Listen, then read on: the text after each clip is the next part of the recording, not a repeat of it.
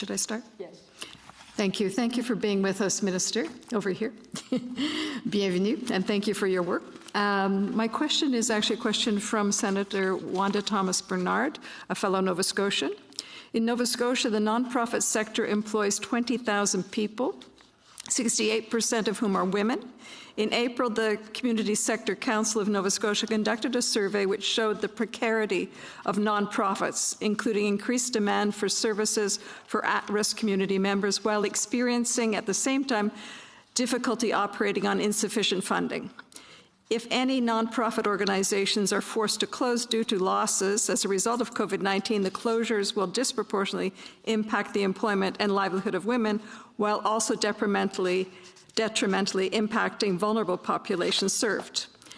We know that some nonprofits have been receiving the wage subsidy program or participating in that, but we want to know what other specific supports will the government offer to nonprofit organizations post-pandemic to help these organizations to survive the financial hardships caused by this pandemic.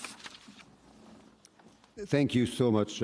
You're correct in saying that, or at least alluding to the fact that vulnerabilities prior to a crisis become extreme vulnerabilities during a crisis. And the problem is that once these vulnerabilities are enhanced or augmented, then it becomes even more difficult, both for people and for organizations to emerge from the crisis. So we have been very mindful of that to preserve, to help people, and particularly vulnerable Canadians. We need the community sector, the nonprofit sector, and that's why, yes, the wage subsidies was immediately applicable to nonprofits.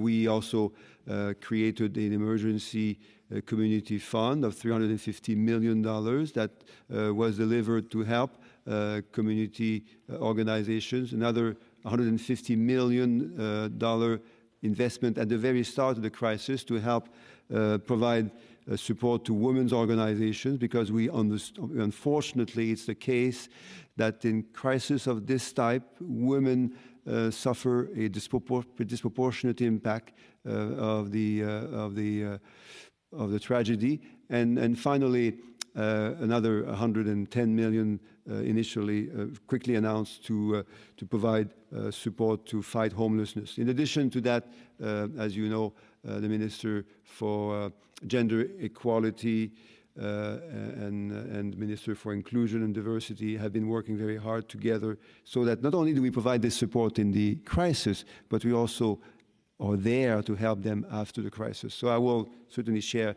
your important thoughts with them and ask them perhaps to connect directly with you.